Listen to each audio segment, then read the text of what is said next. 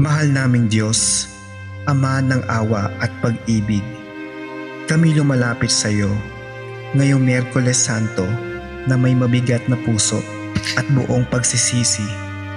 Salamat, Panginoon, sa iyong anak na si Jesus, na sa araw na ito ay naharap sa pagtataksil, ngunit hindi tumigil sa pagmamahal sa amin.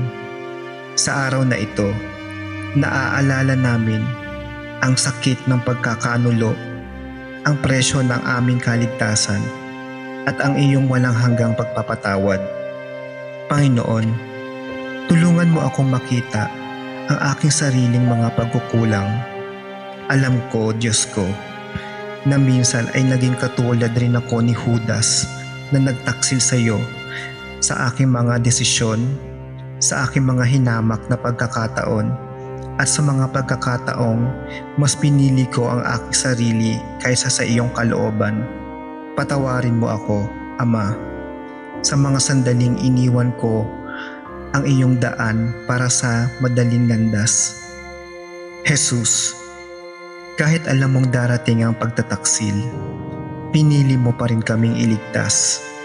Salamat sa iyong sakripisyo, sa iyong pag-ibig na hindi natitinag kahit sa harap ng kasalanan. Hinihiling ko, Panginoon, na bigyan mo ako ng pusong handang magpatawad tulad mo. May mga pagkakataon na nahihirapan ako magpatawad at magbigay sa mga taong nagkakasala sa akin.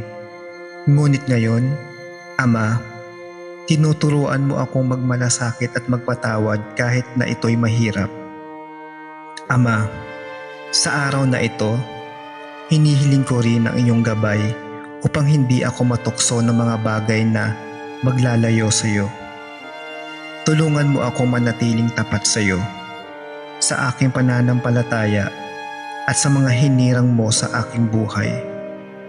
Alam ko na ang mundo ay puno ng pagsubok, ngunit sa iyong lakas, Panginoon, kaya kong harapin ang mga ito ng may pag-asa. Panginoon, sa Miyerkules Santong ito, naway maramdaman ko ang iyong haplos ng pagpapatawad at pagmamahal. Patnubayan mo rin ang aking pamilya, mga kaibigan, at lahat ng nananangan sa iyo. Bigyan mo kami ng malinaw na puso upang piliin ang kabutihan sa gitna ng tukso, at tapang na sundin si Jesus habang papalapit kami sa krus ng Kalbaryo.